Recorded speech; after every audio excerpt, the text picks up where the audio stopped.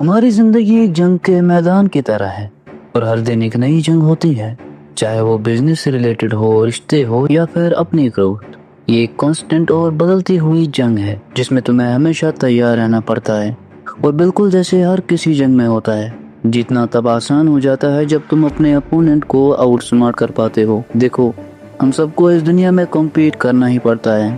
اگر تم اس دنیا میں زیادہ اچھا بننے کی کوشش کرو گے تو تم سے سب کچھ چھین لیا جائے گا، چاہے وہ تمہارے گولز ہو، ڈریمز ہو یا اور کچھ۔ ہمیشہ کوئی نہ کوئی ایسا ہوتا ہے جو تم سے تمہاری انکم پسندیدہ لڑکی کو چھین لیتا ہے، شاید وہ تمہارے آس پاس ہے، اس چیز کے انتظار میں کہ تم اپنا گارڈ ڈاؤن کر دو۔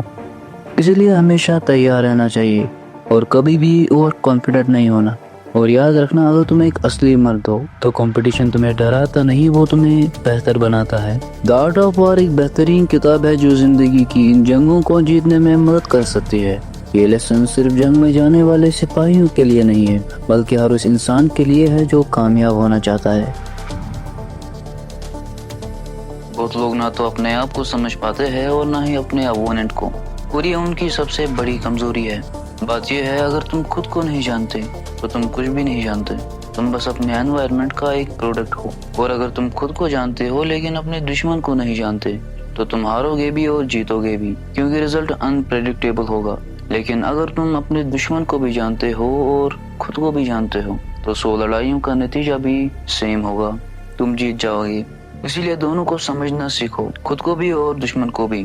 اپنے آپ کو سمجھو، اپنی کمزوریاں ڈھونڈو، اپنی اسٹرینگس کا پتہ کرو اور اسی حساب سے اسٹریٹجیز بناؤ۔ اسی طرح سے اپنے دشمن کو بھی سمجھو، تمہیں اسے اتنے اچھے سے سمجھنا ہوگا جتنا وہ خود بھی نہ سمجھتا ہو۔ اس کا مین آبجیکٹیو کیا ہے، اس کے ٹریٹس، اس کی عادتیں، ہر چیز کو انالائز کرو۔ کس بات سے اسے غصہ آتا ہے اور ایموشنل ہونے پہ وہ کیسا ریئیکٹ کرتا ہے۔ ایسے پیٹرنز ڈھونڈو جو اسے خود بھی نہیں پتا۔ جب تم اس کے بارے میں ساری پاسبل انفارمیشن اکٹھا کرو گی تب تمہیں اس کی کمزوریاں دکھنا شروع ہوں گی، اور دشمن کو ہرانے کا سب سے آسان طریقہ ہے اس کی کمزوریوں پر اٹیک کرنا۔ In a war, the way is to avoid what is strong and attack what is weak.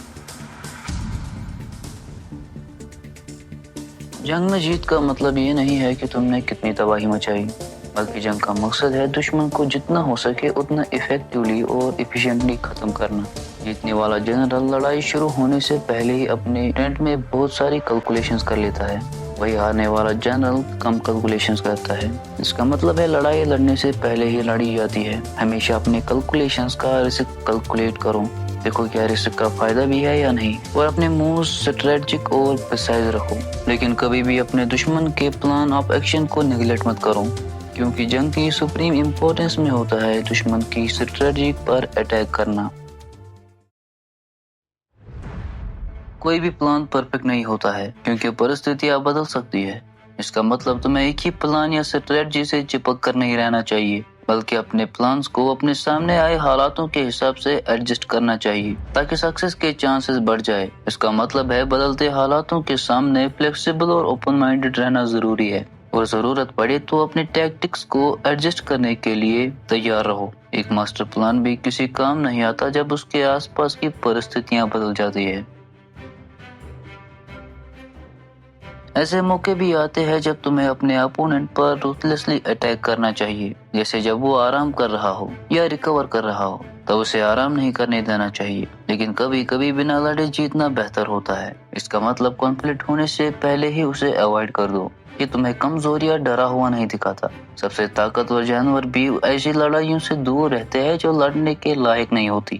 Direct conflict سے بچنے کے کئی کارن ہو سکتے ہیں۔ شاید تمہارا دشمن اس وقت تم سے زیادہ اسٹرانگ ہے، یا تم اپنے ریسورسز، انرجی، ٹائم ایسی لڑائی پہ برباد نہیں کرنا چاہتے جو ایزیلی اوائڈ ہو سکتی ہے، یا تمہیں ڈائریکٹ کانفلکٹ کے بنا ہی دشمن کو تباہ کرنے کا طریقہ مل گیا ہے۔ ڈائریکٹ کانفلکٹ سے بچ کر جیتنے کے لیے سنزو نے کئی طریقے بتائے ہیں۔ ان میں سے ایک ہے یوز آف ڈسیپشن۔ اپنے اپوننٹ کو مسڈائریکٹ کر کے یا اسے فالس انفارمیشن دے کر تم ڈائریکٹ کنفرنٹیشن کی رسک لیے بنا اپر ہینڈ حاصل کر سکتے ہو۔ جنگ کی سپریم آرٹ ہے دشمن کو بنا لڑے ہی سبمٹ کر دینا۔ جیتتا وہی ہے جو جانتا ہے کب لڑنا ہے اور کب نہیں۔ کئی سچویشنز ایسے ہوتے ہیں جہاں ڈائریکٹ کانفلکٹ سے بچنا بہتر ہوتا ہے، اسی لیے لڑائی میں اترنے سے پہلے اپنا مین آبجیکٹیو یاد رکھو۔ جنگ میں ایموشنز کی کوئی جگہ نہیں ہوتی۔ जीत हमेशा उसी की होती है जो काम रहता है, ना कि उसकी जो गुस्से में या बदले की भावना में अंधा हो जाता है। मैं हमेशा 2 चीजें कहता हूँ। पहली, इमोशनल कंट्रोल जरूरी है। दूसरी, डिटैचमेंट और भी ज्यादा जरूरी है। इमोशंस एनर्जी का एक सोर्स है, लेकिन अगर तुम इसे कंट्रोल नहीं कर पाए तो यही एनर्जी तुम्हें डिस्ट्रॉय कर देगी। वही अगर तुम इसे कंट्रोल कर लोगे तो वही तुम्हारा सबसे बड़ा वेपन बन सकता है। लेकिन याद रखो, जब स्ट्रेटजी की बात आती है, इमोशंस का कोई काम नहीं होता। कभी भी इमोशंस के बेस पर रिएक्ट मत करो। चाहे तुम्हारा गुस्सा या दर्द कितना भी स्ट्रांग हो, उस मोमेंट में डिटैच हो जाओ। ऑब्जर्व करो, मैं ऐसा क्यों फील कर रहा हूँ। समझो कैसे ये इमोशंस तुम्हारे खिलाफ यूज हो सकता है। बिजनेस हो या लाइफ, हर जगह एक ही गेम चलता है, माइंड गेम। और जो पहले इमोशनली रिएक्ट करता है वही गेम हार जाता है। इसलिए अगर तुम्हें पता है कि तुम्हारा एनिमी जल्दी गुस्सा करता है, उसे इरिटेट करो। अगर वो एरोगेंट है, अपने आप को वीक दिखाओ, उसके ईगो को फीड करो, ताकि वो ओवर कॉन्फिडेंट हो जाए और गलती करे। कॉन्फ्लिक्ट के फील्ड में सबसे बड़ा खतरा होता है कॉम्प्लेसेंसी। मतलब ये सोच लेना कि सब कंट्रोल में है, कुछ नहीं होगा। जो दुश्मन तुम्हें छोटा लगता है वही एक दिन तुम्हारा सबसे बड़ा थ्रेट बन सकता है।